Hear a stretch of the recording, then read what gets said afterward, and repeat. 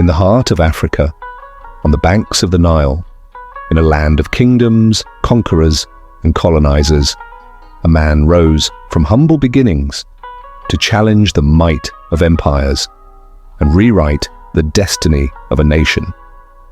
His name is whispered in every corner of Sudan, a name that once made the world hold its breath: Ismail Al-Azhari. This is the story of a teacher, a fighter, a statesman, and a prisoner. The man who raised the flag of Sudan and died behind bars. Imagine a man who freed his people from the shackles of empires, only to die imprisoned by his own. This is not just the story of Sudan's independence. It's the story of a man who dared to dream, fought to build, and was crushed by the very nation he birthed.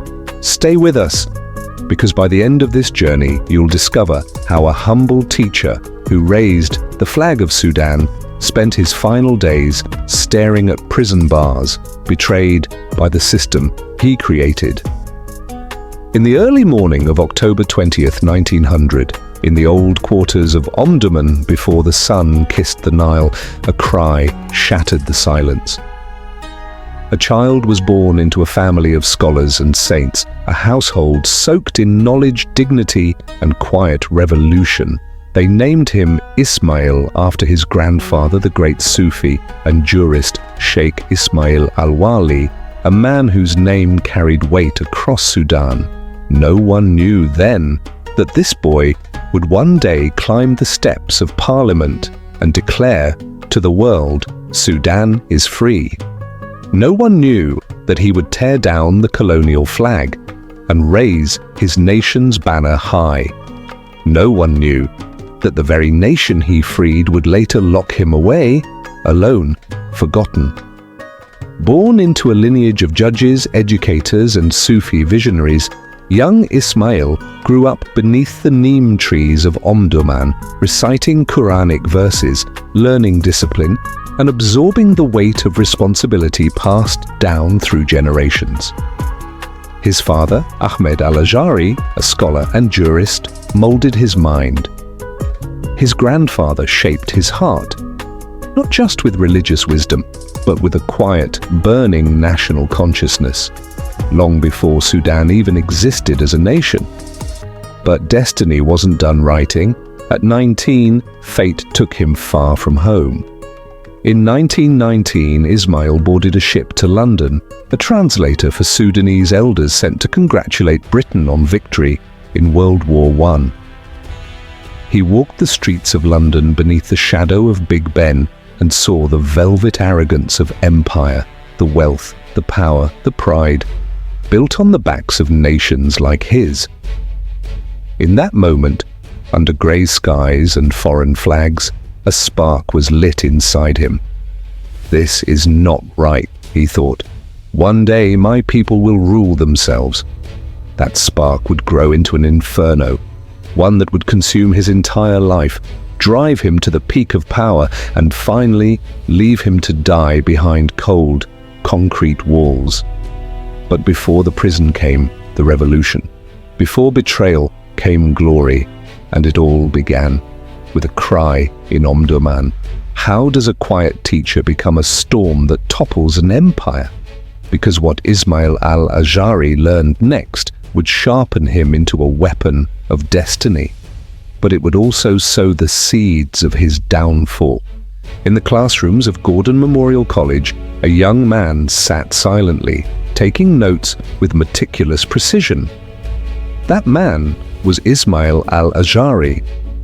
But inside, he was more than a student. He was an ember waiting to ignite. He graduated in 1919, the best in his class, destined for a life of teaching arithmetic and discipline. He taught at Atbara Intermediate School, at a time when Sudan's schools were controlled by the colonial administration, designed not to educate leaders, but to train obedient subjects. But Ismail taught something different. Beneath the numbers and grammar, he planted questions in the minds of his students. Why do others rule us? Why can't we rule ourselves? his teaching wasn't confined to classrooms. It spilled into coffee shops, alleyways, and secret meetings where whispers of revolution grew louder every night. But fate again intervened. In 1927, Ismail was awarded a scholarship to the American University of Beirut, where the seeds of nationalism, anti-colonialism, and intellectual rebellion were blooming like wildfire across the Arab world. There, among students from Egypt, Syria, and Lebanon, he saw the blueprint of what Sudan could become, a nation proud, free, and sovereign.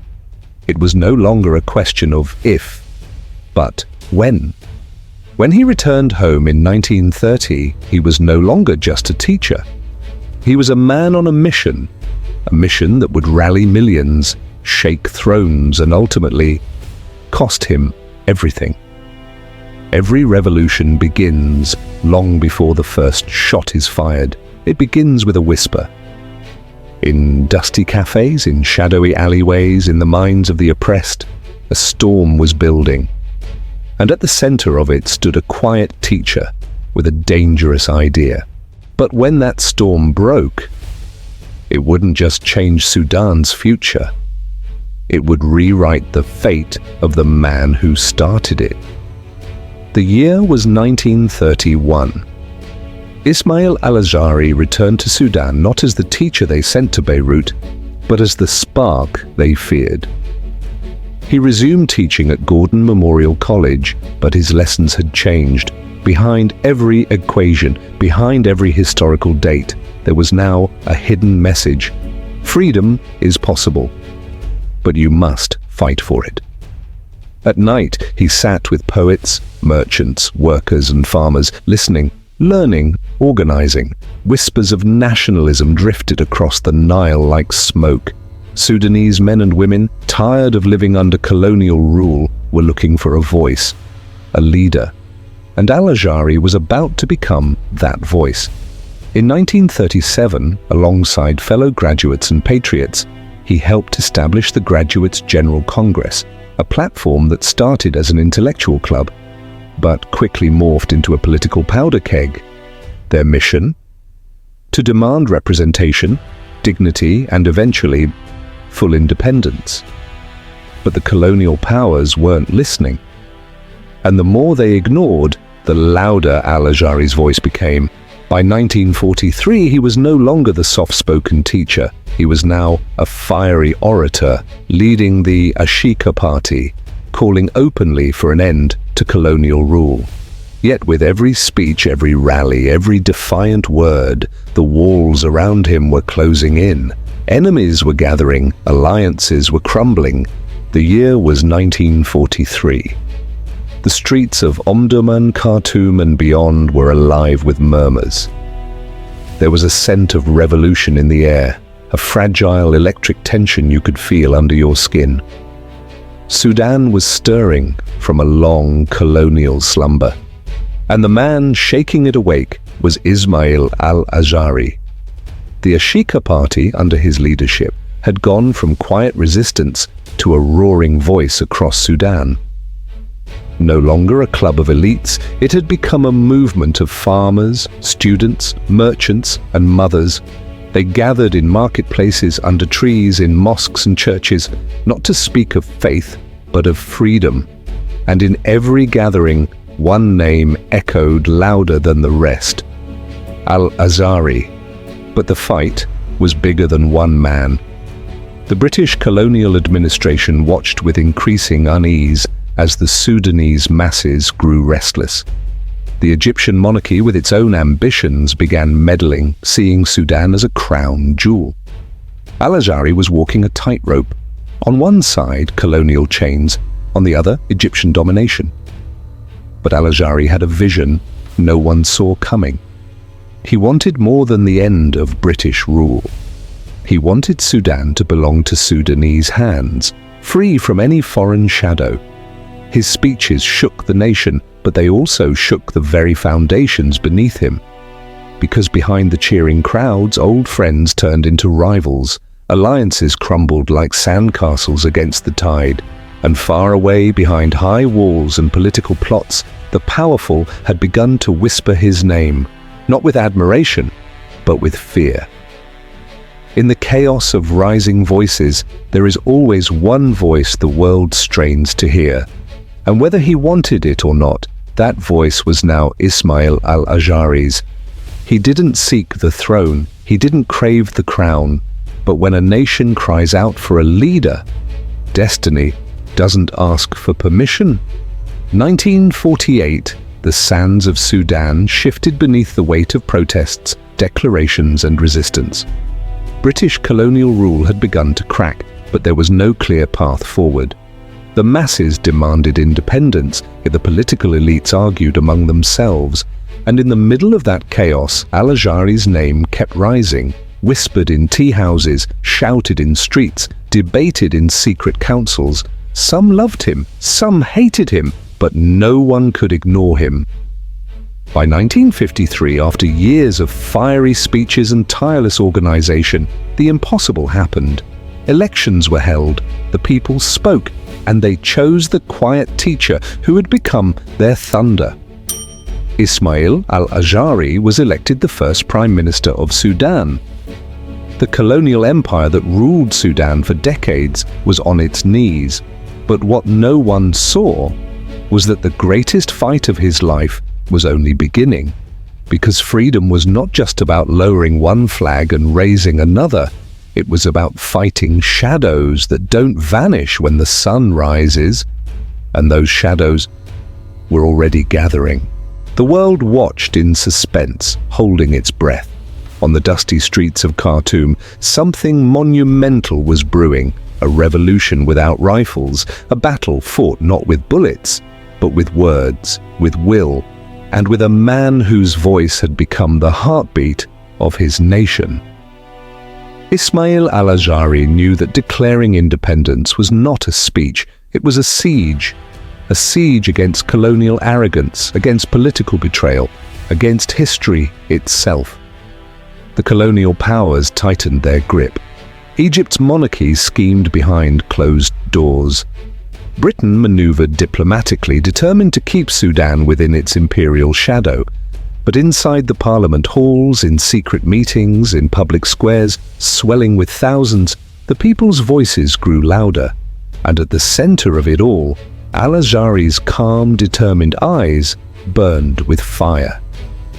It wasn't an easy fight. Sudan's political scene was fractured, split between two camps, the Unionists, who wished to unite Sudan with Egypt under one crown, and the independence advocates who dreamed of a free, sovereign Sudan. And here's the twist. Al-Azhari, the man now leading the independence movement, had once been a staunch Unionist himself. But something inside him had shifted. He had seen too many compromises, too much foreign meddling, too many promises broken, and when the people demanded complete independence, he listened. December 19th, 1955. The Sudanese parliament chamber was filled to the brim. Silence fell like a heavy curtain. Al-Azhari stood, his voice calm but thunderous, and uttered the words that shook the walls of history. I hereby declare, on behalf of the people of Sudan, our complete independence. The chamber erupted. Grown men wept. Women ululated in the streets. A nation was born, not with gunfire, but with a sentence. But even in that moment of triumph, Al-Azhari knew the shadows were closing in. The struggle for freedom was over. The war to keep it was just beginning. On the first dawn of January 1956, the skies above Khartoum wore new colors. Tens of thousands gathered at the palace square. Men, women, children, shoeless, veiled, uniformed, all stood shoulder to shoulder, holding their breath. They were not just witnesses to history, they were history. Above them, the colonial flag, a symbol of oppression, humiliation, and stolen years, fluttered one last time in the wind. Then, slowly, steadily, it was lowered. And in its place, a new flag began to rise. Blue, yellow and green, the colors of Sudan's rivers, deserts and fertile lands. A flag born of dreams, struggle, sacrifice, and stitched together by the blood and hope of millions. Standing beneath it was the man who made it possible, Ismail Al-Azhari. He didn't smile, he didn't raise his fists, he simply watched quietly as the banner of freedom danced in the morning breeze. But beyond the chants and cheers, beyond the tearful pride of the crowd, there were eyes that watched coldly. Because while the people saw a hero, others saw an obstacle. The colonial powers may have packed their bags, but they left behind a more dangerous enemy: political ambition, greed, and the seeds of betrayal. The unity that won independence began to crack, piece by piece. Factions that had stood together now schemed in the shadows. Rivals who had cheered Al-Azhari's rise began whispering his downfall. And at the height of celebration, Al-Azhari felt it. Freedom had been won, but peace? Peace would cost him everything. The flag may have risen that day, but so did the wolves. Power, like fire, is beautiful from afar, but burns those who dare to hold it. As Sudan's flag danced proudly in the wind, behind palace walls, in smoky rooms and secret meetings, a different dance had already begun. The dance of betrayal. The very allies who had stood beside Al-Azhari in parliament, who had shouted for freedom in the streets, began to gnaw at the roots of unity. Old rivalries resurfaced. Political factions bared their teeth. Ideologues who had sworn loyalty plotted in corners. They didn't need chains or colonial officers anymore. They had envy, they had ambition, and they had the most dangerous weapon of all: division. Al-Azhari, the teacher, the poet, the idealist, was now forced into the role of a warrior without a sword. He spent nights poring over papers, trying to balance tribal demands, economic collapse, and international pressures. And as he fought to build schools, hospitals, and a new constitution, others fought to tear him down. Rumors spread like wildfire. He was too powerful, too rigid, too visionary for their liking. His former allies accused him of betrayal. The very man who had declared Sudan free now faced whispers branding him a tyrant. But none of them knew the weight he carried. Every decision he made was like walking barefoot on broken glass. Every compromise he signed cost him a piece of his soul. And in the dark corridors of power, the seeds were already planted. The year was 1956, and the confetti had barely settled on the streets of Khartoum. But inside the grand offices of government, the taste of victory had already soured. Ismail Al-Azhari sat alone, long after the ministers had left, papers scattered before him like the shattered dreams of his people. The ink on Sudan's independence documents was barely dry, yet the knives were already out. The euphoria of freedom had dissolved into an ugly scramble for power. Every ally wanted a slice of the new republic. Every faction demanded rewards. And when they didn't get them, they turned their teeth on the man they once called Father of Independence. Azhari's days became a nightmare of backroom deals, political threats, and midnight betrayals. Every decision he made ignited fresh outrage. If he appointed one man, another would accuse him of favoritism. If he passed one policy, 10 factions screamed sabotage. And when the economy faltered under the weight of expectations and years of colonial looting, they blamed him. Whispers grew into roars. They called him a dictator. They called him a failure. The very streets that once chanted his name now echoed with protests against him. But here's the truth no one dared to say. Al-Azhari wasn't fighting for power. He was fighting for survival, not just his own, but the survival of a fragile dream stitched together from the hopes of millions. And as he looked out of his office window at a city that once loved him, he understood the bitter price of freedom. Independence had come at dawn, but by nightfall he wore not a crown, but a crown of thorns. The storm didn't come with thunder, it came in whispers. In the alleys of Omdurman, in the tea stalls of Khartoum, in the letters exchanged between foreign embassies, the storm gathered quietly, invisibly, until it became unstoppable. Ismail Al-Azhari had fought the British Empire and won. But the battle for Sudan's soul was a different kind of war, one he couldn't see coming. His political enemies, those who had once stood shoulder to shoulder with him, grew bolder. They plotted not with guns, but with ink, with ballots, with secret meetings under candlelight. And beyond Sudan's borders, others watched, eager to slice up the newborn nation. Foreign interests, old colonial spies, regional powers, all circling like vultures. Inside his own home, Al-Azhari began to feel the weight of loneliness. Even some of his closest allies turned cold. His speeches no longer echoed with applause, but were dissected, criticized, and ridiculed. The crowds that once roared his name now gathered outside, chanting for his resignation. But what none of them knew, what none of them could imagine, was how far Al-Azhari would go to protect the dream they were so eager to tear apart. He was preparing for the inevitable.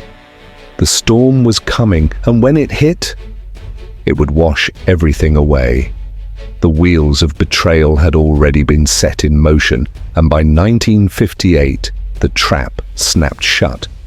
The man who had raised Sudan's flag now watched helplessly as the very system he built crumbled beneath him. In the shadows, a military plot brewed, a coup led not by foreign invaders, but by his own countrymen. On a cold November morning, the streets of Khartoum woke to a different sound.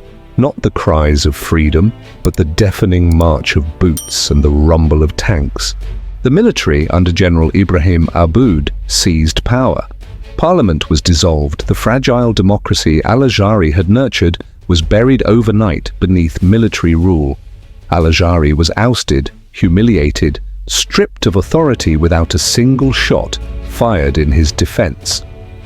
The man who had broken the chains of colonialism was now accused of failing his people, branded an obstacle to progress, discarded like a faded photograph. But this wasn't the end. For Al-Azhari, exile from power was not exile from purpose. Even as the iron gates of dictatorship slammed shut, he began to weave quietly, patiently, planning for the day those gates would swing open again. And history, as always, had a cruel twist waiting for him.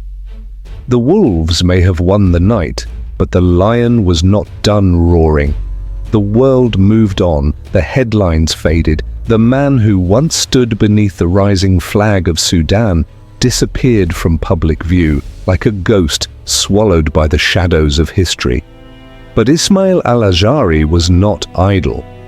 In the quiet alleys of Omdurman, in private gatherings away from the public eye, he remained the beating heart of a resistance that refused to die. Each night, whispers traveled from tea stalls to secret chambers. Students, workers, intellectuals, those who still believed in Sudan's dream, leaned in close to hear the voice of the man they once called leader.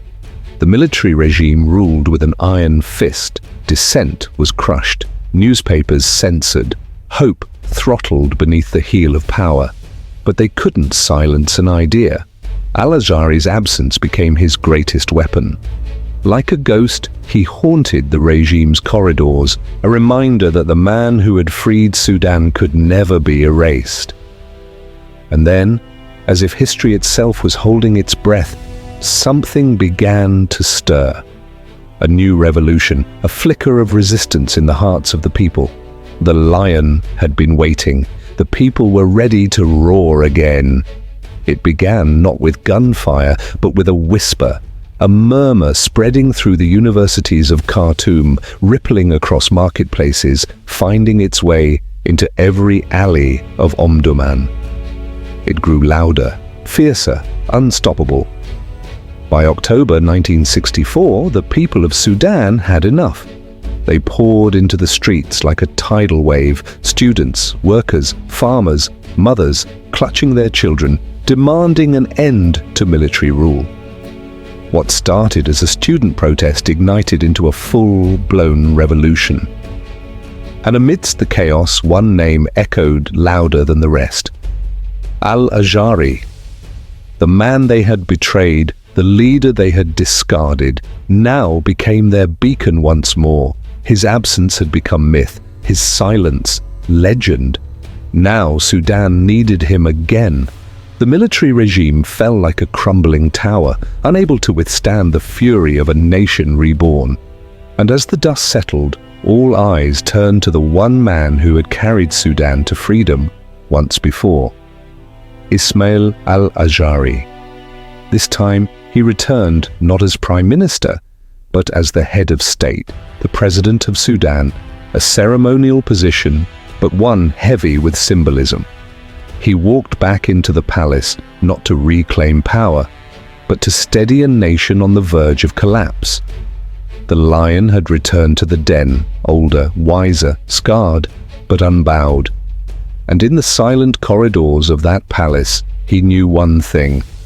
The price of coming back would be higher than the price of falling. Power this time came not as a reward, but as a weight. Al-Azhari's return to the helm of the nation was not met with roaring applause. Instead, he found himself sitting atop a crumbling edifice, an economy in ruin, a nation fractured, and political vultures circling, eager to pick apart the remnants of a fragile democracy. His new role as president was ceremonial, stripped of real authority. Yet the people's expectations weighed on him like chains of iron. He became the living symbol of Sudan's hope and its disillusionment. Behind the palace walls, the battles were no longer fought with guns, but with pens, papers, and whispers in smoke-filled rooms. Every night, he walked the marbled halls alone, hearing the echo of his own footsteps and wondering if this was the freedom he had fought for. Was this the reward for carrying a nation on his back? The enemies he once fought face to face were now shadows at his doorstep, scheming, plotting, waiting, and every day he grew weaker, his health fading, his spirit battered. But one thing remained unbroken, his belief that Sudan was worth every sacrifice, even if it meant sacrificing himself. The palace walls grew colder, the marble halls more silent. The burden of the crown had bent his back, but not his will. Outside, Sudan raged. Political storms swirled like a desert tempest. Factions pulled at the seams of the nation, each with their own vision, their own agenda, their own greed. And through it all, Al-Azhari stood alone, an old lion surrounded by jackals. His health was failing. The weight of the years of betrayal, of the sacrifices he had made, was finally catching up. But the fire in his eyes never dimmed. In private, he met with students, farmers, workers, the very people he had fought for. He spoke of unity, of hope, of a Sudan that could still rise from its ashes. And then in 1969, the final blow came. A military coup. This time, it wasn't just his position they took, it was his freedom. Al-Azhari, the man who had raised the flag of Sudan, who had defied empires and toppled tyrants, was dragged from the palace and thrown behind the cold, unforgiving bars of Koba prison. The same walls that had once held criminals now caged the father of a nation. His heart grew weaker, his body thinner, but his spirit unbreakable. In the darkness of that prison cell, he whispered the words he had lived by. "Raise your head, free yourself." And then, on a quiet August night, the roar finally fell silent. But its echo, it would shake the world forever. Inside the stone walls of Koba prison, history sat in silence. The man who once stood before kings who had spoken to the world on behalf of his people, now sat alone on a cold slab, stripped of title, stripped of freedom, but not stripped of dignity.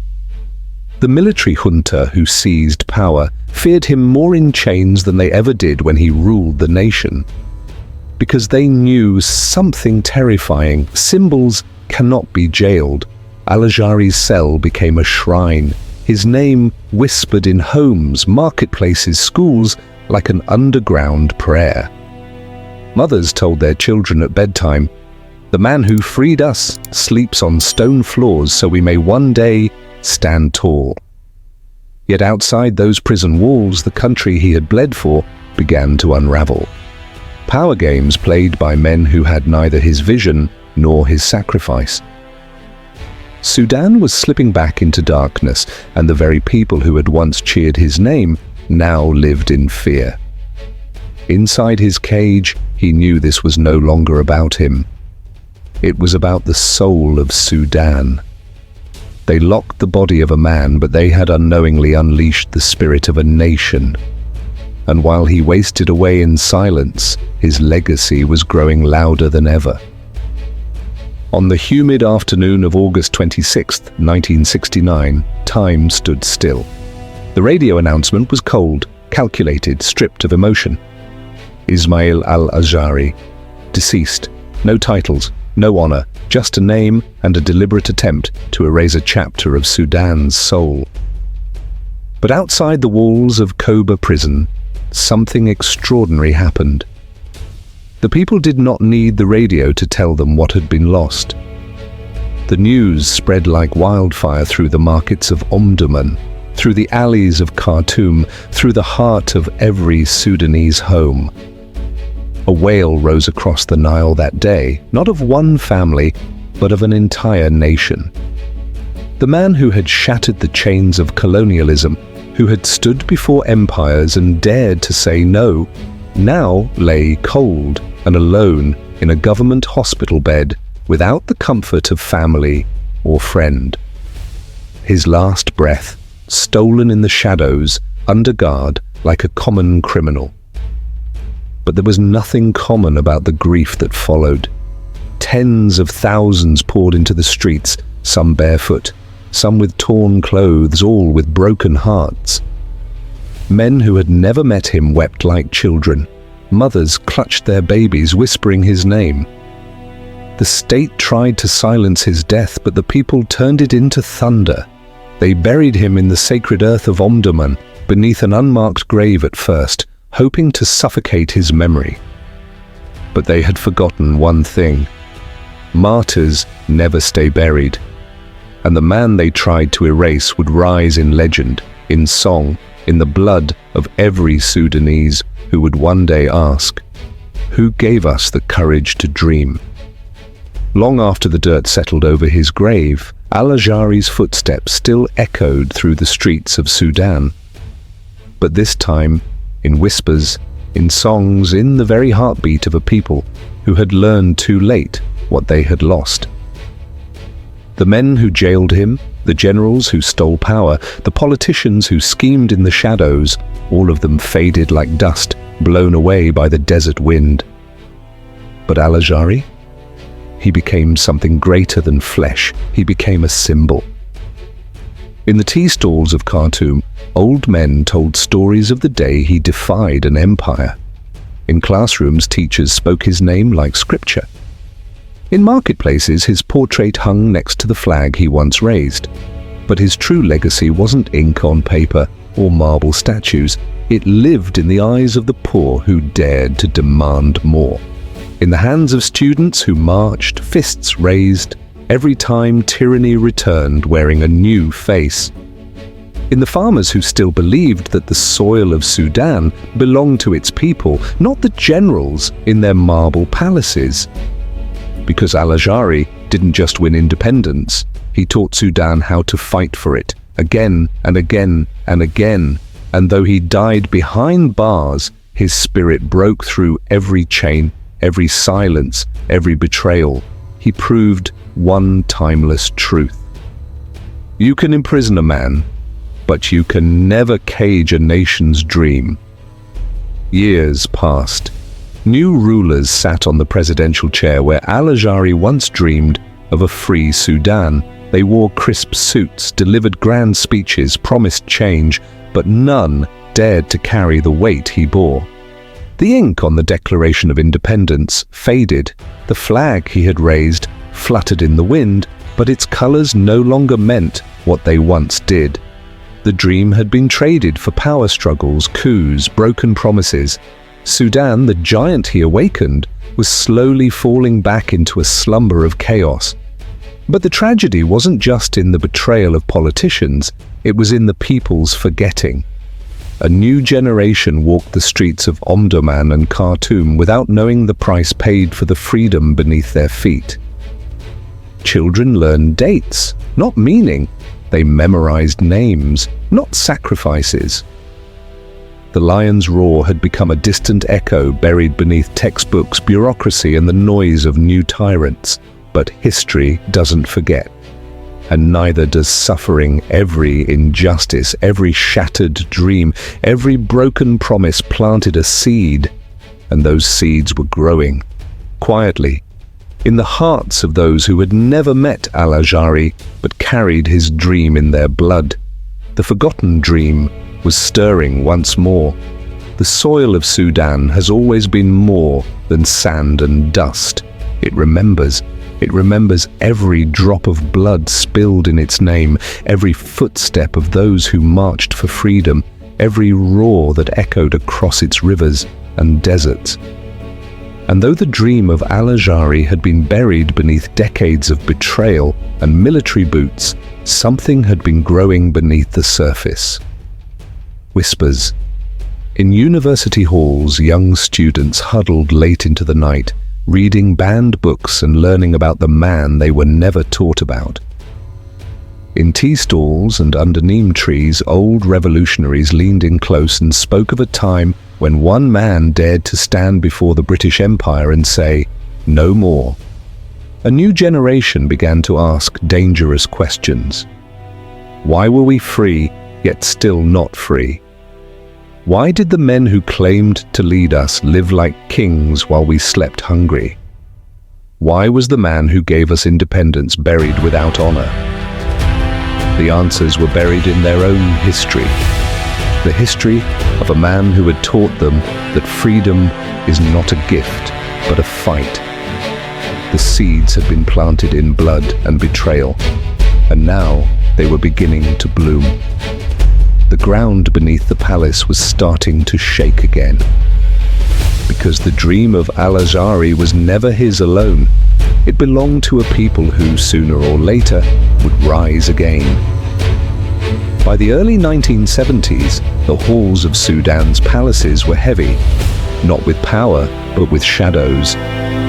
Every president, every general, every politician who walked those marble floors felt it. The ghost of Ismail Al-Azhari. They spoke his name in whispers, some with guilt, others with fear. Because no matter how many decrees they signed or how many speeches they gave, they knew one thing. They had inherited a chair he built, but could never fill. Behind their closed doors, they faced the impossible weight of what he had done. Al-Azhari didn't simply govern. He carried the dream of a people on his back and died paying its price. And outside those palace walls, the people hadn't forgotten. They murmured his name at night. They compared every leader to him, and every leader fell short. The soldiers thought they had caged him. The politicians thought they had erased him. But ghosts don't stay quiet. Every broken promise, every silenced voice, every act of corruption only made his memory louder. And Sudan itself had become his unfinished revolution. A land haunted not by the man who died, but by the dream he refused to let die. It started like thunder rolling beneath the surface, distant, faint, but growing. By the late 1970s and into the decades that followed, Sudan found itself trapped in a vicious circle: military rule, civil war, famine, promises made and broken like glass. And yet, amid the chaos, one thing remained constant. The people kept rising. Over and over again, they marched in the streets. They filled the universities. They poured into the squares with nothing but their voices and their bare hands. And each time, even when they didn't say it out loud, they were answering the same call. The call Al-Azhari had first shouted decades before. "Raise your head! Free yourself!" It was his revolution, still roaring in the streets, the echoes of his fight bouncing off crumbling buildings and hungry hearts. But Sudan's enemies weren't just generals and politicians. They were hunger, they were poverty, they were division. The dream Al-Azhari planted had survived colonialism, dictatorship and betrayal, but now it faced its most dangerous enemy, forgetfulness. Would the next generation remember why the streets ran red? Would they still believe in a Sudan that belonged to its people? The echoes were getting louder. The storm was coming again. By the time the 21st century dawned, the name Al-Azhari had become more than history. It had become a question Sudan kept asking itself, but never quite answering. What is freedom? Because while the country wore the mask of independence, behind it lay scars too deep to heal. The very soil Al-Azhari had once walked, barefoot, defiant, was now cracked under the weight of civil wars, broken economies, and leaders who used the people's pain as their bargaining chip. But the people, they remembered. In the dusty alleyways of Omdurman, grandmothers still told their grandchildren bedtime stories of the man who raised the flag and then died behind prison bars. In schools, students whispered his name like a secret spell. In coffee shops, old men shook their heads and said, "We had a father once, and we let them bury him." The name Al-Azhari was no longer just a man. It was a burden, a mirror, a haunting reminder of everything Sudan could have been, and everything it still could be. Because names don't die, not when they're written in the blood of a people's dream. And the streets of Sudan were still carrying his name, like a banner waiting to be raised once more.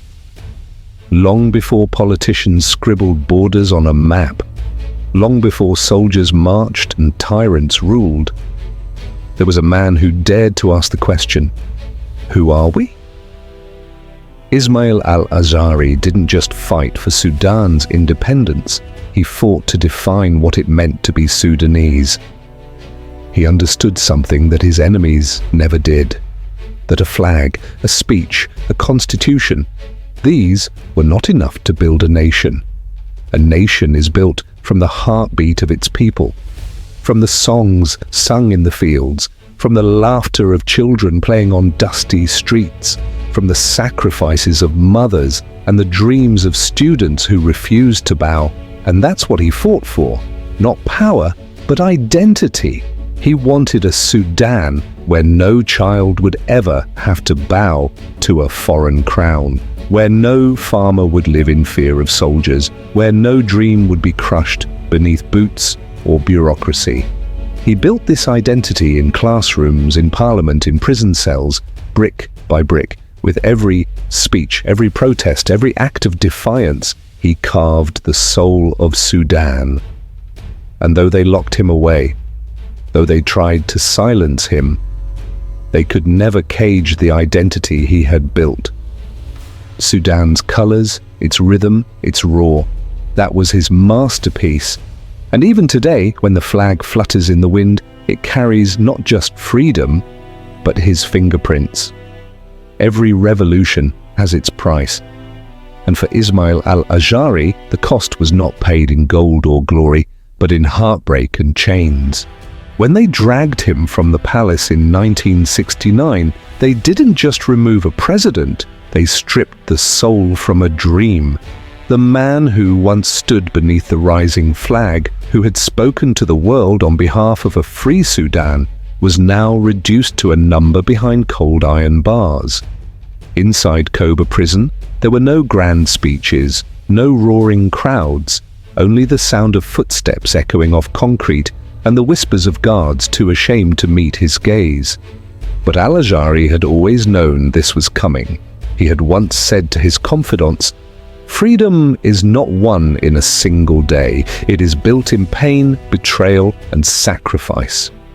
And so he endured, day after day, night after night, as the world outside forgot, as newspapers stopped printing his name, as his body weakened, his dream never did. In that small, suffocating cell, he carried the entire weight of Sudan's independence on his frail shoulders, because sometimes the greatest victory is not raising a flag, but holding on to the dream when everyone else has let it die. And as history would soon show, the dream wasn't done with Sudan yet. History has a cruel habit: it forgets. And as the 1970s rolled on, Sudan's new rulers worked tirelessly to erase the name of Ismail Al-Azhari from the memory of the people. His speeches vanished from the radio, his portraits removed from the palace walls, his legacy silenced in classrooms. They wanted the lion's roar to fade into a faint whisper of the past. But there was one thing they could never control: the hearts of the people. In tea stalls and market squares, in the hushed prayers of mothers and the defiant chants of students, his name lived on. Not as a president, not even as a politician, but as something far more dangerous, a symbol, a ghost that haunted every tyrant who sat in the chair he once occupied. A reminder that no matter how many prisons they built, no matter how many books they burned, an idea, once born, cannot be buried. He was the lion they couldn't tame. And though his body lay weak behind stone walls, his presence prowled the streets of Sudan like an unstoppable force. Because the thing about lions is, even when they fall silent, the echoes of their roar shake empires. By 1969, the prison walls around Ismail Al-Azhari had become more than bricks and iron. They had become a coffin for a dream. But it wasn't the cold stone that broke him. It was the betrayal. The same people he had led to freedom. The same nation he had fought to build. The very soil he had bled for had now become his jailer. In the dim light of Koba prison, he sat quietly, a thin figure wrapped in a simple white jalabia. The guards who once saluted him now watched him like a criminal. His family denied visits, his allies scattered, his name whispered only in fear. He never asked, "Why me?" He already knew this was the price of loving his country too much, of believing in a people who didn't yet know how to carry the weight of their own freedom. And even as his body weakened, even as his heart faltered, he refused to beg, refused to bend. The lion does not kneel on the cold cement floor with no audience, no crown, no ceremony.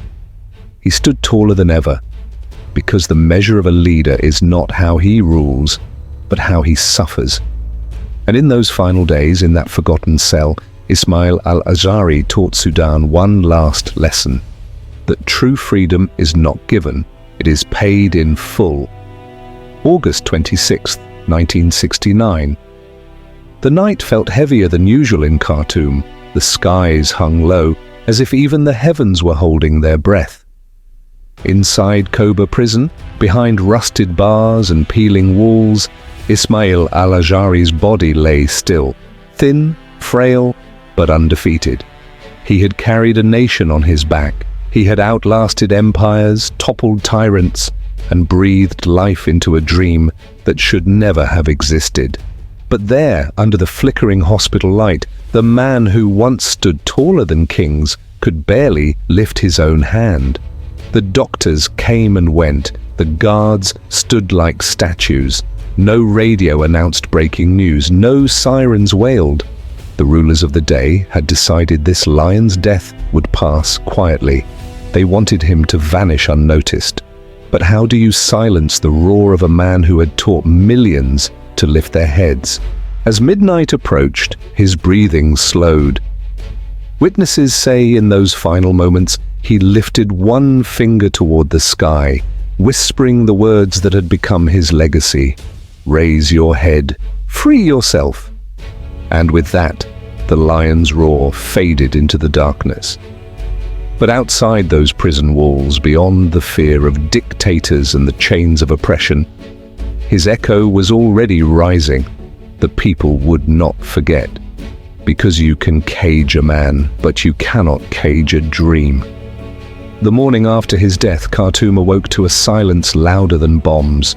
No official announcements, no military parade, no grand funeral, just a brief, cold line in the state radio broadcast. Ismail Al-Azhari, former teacher, has passed away. A teacher?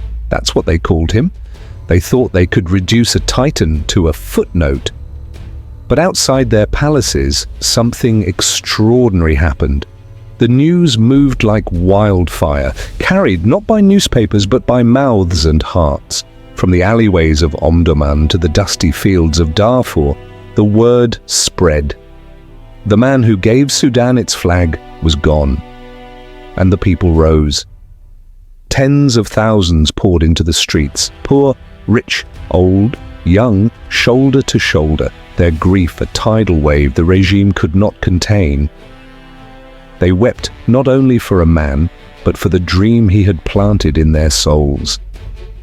They buried him beneath Sudanese soil, but they did not bury his voice. In that funeral, under the scorching sun and the watchful eyes of soldiers, a different kind of revolution began, a revolution of memory, a refusal to forget, because you can kill a man, but you cannot kill an idea. And on that day, every heartbeat in Sudan whispered one truth. The lion may have fallen, but his roar would echo forever.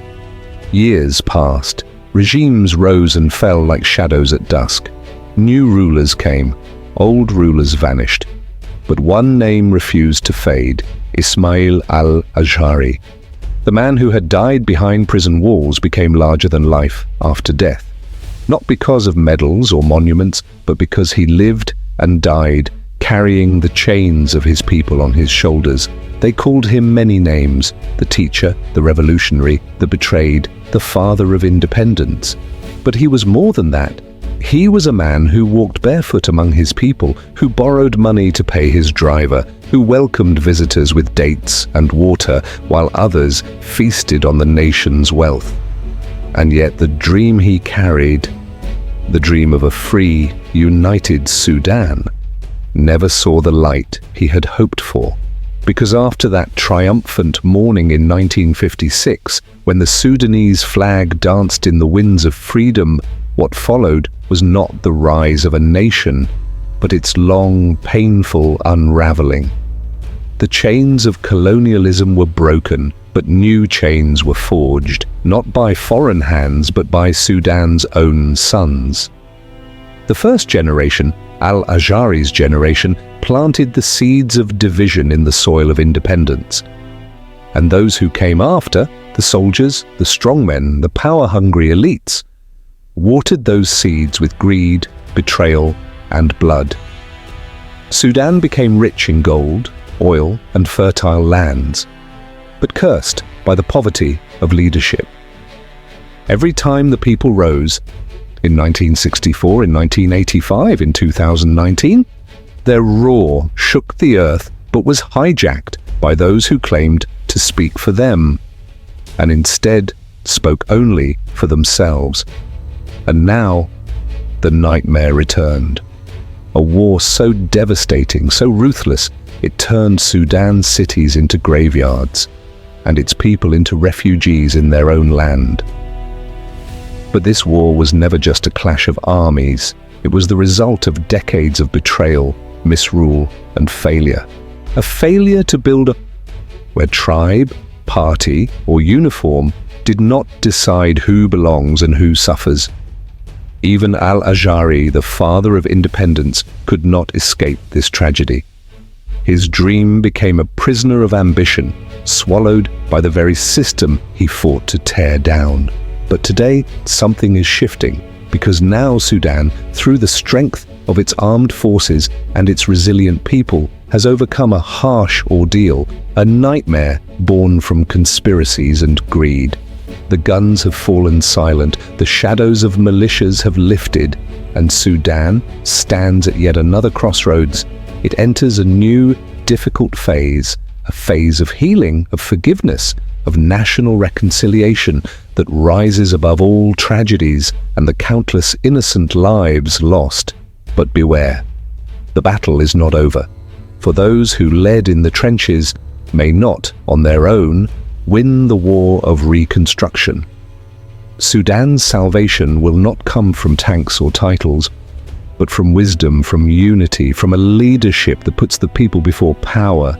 This country, battered by conspiracies, divided by greed, and drained by decades of war, now needs something far greater than military victory. It needs reflection, it needs healing, it needs the will of its people bound together beyond tribe, beyond party, beyond the scars of the past, to build what has never been built before, a Sudan that belongs to all its people. Specialized minds must rise, supported by the strength of the army and the voice of the streets, so that the sun of Sudan can rise again, not over ashes, but over fields of hope. And Sudan cannot walk this path alone. The Arab world, the international community, the world must stand with Sudan, not in charity, but in partnership, to rebuild what war has shattered, to heal the wounds of poverty and despair, the breeding grounds of extremism, violence, and endless war. To help millions of displaced Sudanese return home, not as victims, but as builders of a new dawn. Because if you listen closely beneath the rubble, beyond the ruins, you will still hear it, a distant echo, a whisper carried by the Nile winds, the roar of a people who, despite betrayal after betrayal, have never stopped dreaming. Sudan's dream is not dead, it is unfinished, and its fate has never belonged to tyrants, warlords, or politicians. It belongs to the ordinary Sudanese, to every child who raises their head with pride, to every freedom song sung beneath the moon, to every hand willing to build, to heal, to hope.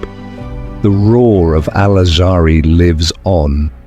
Not in history books, but in you. Now, dear viewer, if this story touched your heart, if it shook you, inspired you, or taught you something new, click like, share your thoughts in the comments, and hit subscribe with the bell so you don't miss the next epic, untold story of our history. Because legends like Ismail Al-Azhari and the unfinished dream of Sudan must never be forgotten, and together we can make sure their roar never dies.